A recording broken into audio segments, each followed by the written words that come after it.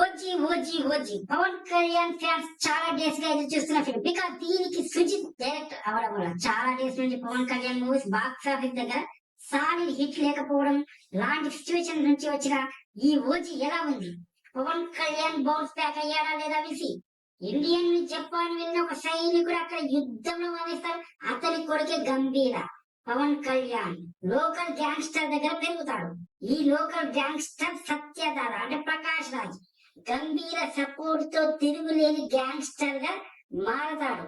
గంభీర పేరు చెప్తేనే గౌటైల్ జనాలు చాలా భయపడుతుంటారు.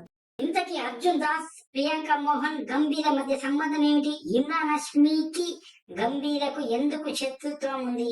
15 ఇయర్స్ గంభీర ఎందుకు దూరంగా ఉన్నాడు? జపాన్ లో అతను ఏం చేశాడు అనేది రిమైనింగ్ కథ. కేజీఎఫ్ తరహా Pawan Kalyan elevation scenes, action scenes ఉన్నాయి. ఇలాంటి మూవీ పవన్ కళ్యాణ్ కు చాలా కొత్త. పంజాలో కొంచెం సీన్స్ ఉన్నా గానీ ఇలాంటి కంప్లీట్ గ్యాంగ్స్టర్ ఫిలిం లేదు. తమన్ బీజిఎం సాంగ్స్ సినిమాకు ప్లస్ అయ్యాయి.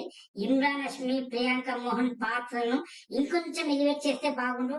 సీజే వర్క్ అండ్ ఎడిటింగ్ కూడా చాలా ఇంప్రూవ్ అవ్వాల్సింది. ఫైనల్ గా చెప్పాలంటే పవన్ కళ్యాణ్ ఫ్యాన్స్ కి ఇది ఫెస్ట్.